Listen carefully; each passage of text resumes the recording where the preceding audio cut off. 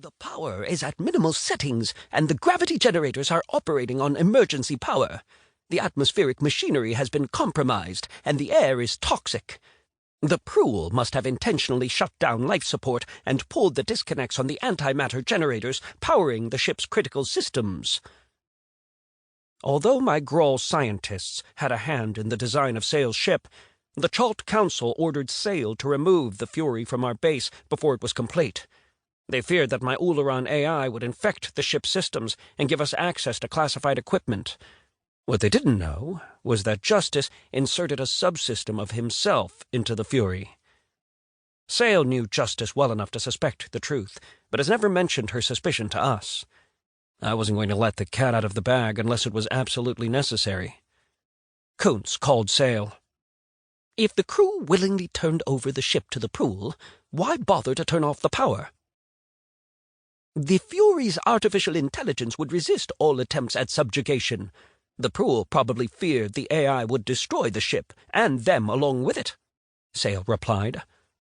Tria changed subjects to a more pressing topic. Principal Investigator, our expendable munitions are dangerously low. Relying on our beam weapons to defend ourselves in the close confines of this ship could lead to further casualties.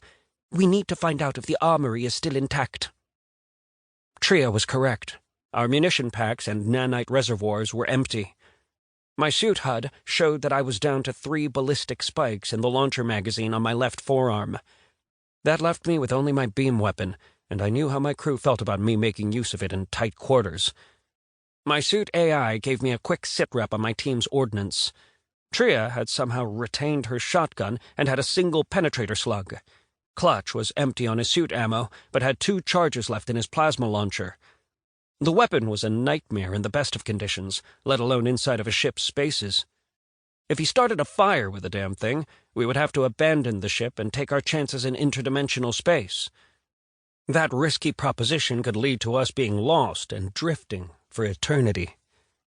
Kuntz was our rear guard and had a shotgun that my suit confirmed once belonged to Zool. It was all we had left of his remains. It had 4 rounds of explosive buckshot in its magazine. Sail had zip for expendable munitions.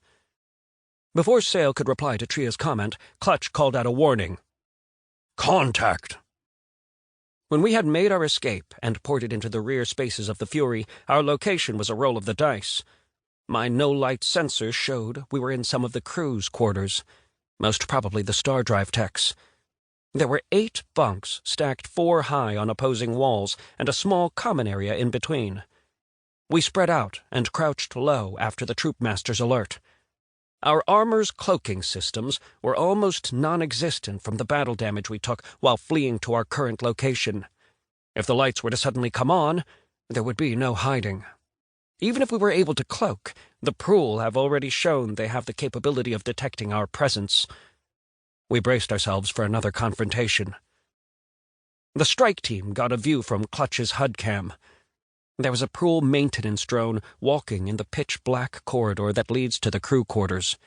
The 4-legged bio-machine was coming directly at us, but showed no signs of alarm.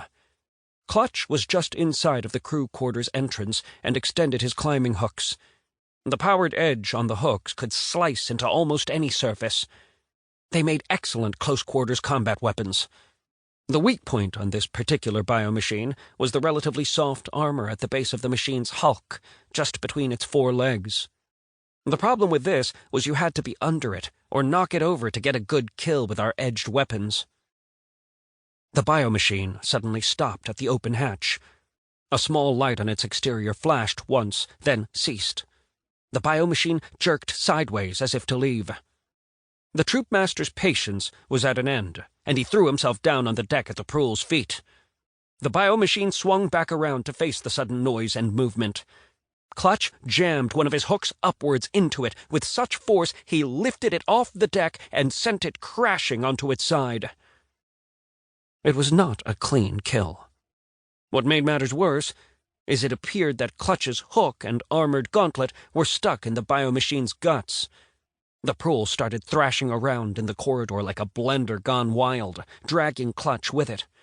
The noise was like a train wreck, complete with sparks and smoke. Tria leaped forward onto the bucket.